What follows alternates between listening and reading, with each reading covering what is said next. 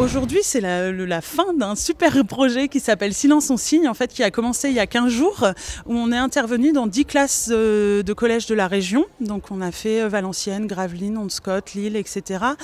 Plutôt vers des publics dits isolés, donc isolés soit géographiquement, soit socialement. Donc on accueille aujourd'hui des primo-arrivants, des enfants qui ont du trouble du comportement, etc. Et on est intervenu avec l'artiste Letty Tual, qui est chansigneuse, sur de l'initiation au chant signe, c'est-à-dire que les enfants en 2 heures ont été sensibilisés à la langue des signes et ont créé ce qu'on appelle le chant signe, donc en résumé de la chanson en langue des signes. Le but, c'était de pouvoir offrir à ces enfants une expérience culturelle du début à la fin, c'est-à-dire passer par la création, passer par la restitution dans des conditions professionnelles, puisque l'aéronef nous accueille.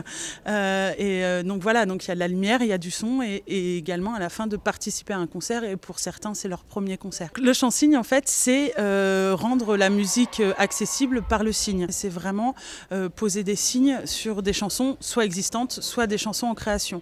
Donc ça demande c'est pas de la langue des signes quotidienne, c'est-à-dire qu'il y a un travail autour du rythme, il y a un travail autour de l'amplitude, des gestes. C'est pas de la traduction pure et dure, c'est vraiment un travail de rythme, de signes. La traduction est différente que sur du langage commun. Enfin voilà, c'est vraiment tout un travail de création, comme de créer une musique. Le chant signe, c'est aussi un super art pour sensibiliser.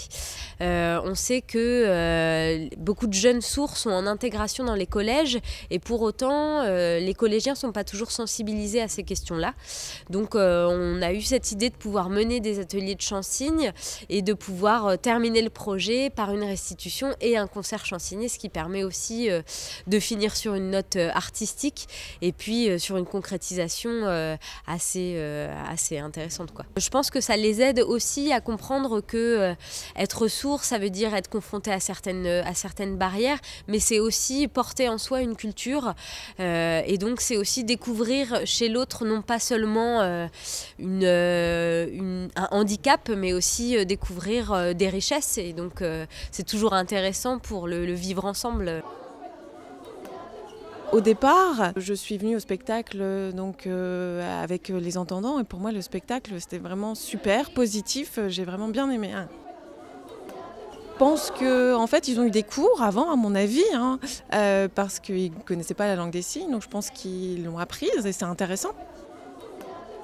Je me dis que c'est vrai que les sourds ne comprennent pas les personnes qui parlent, les entendants qui parlent. Donc s'il y a des signes et des interprètes qui sont là également pour traduire, c'est super.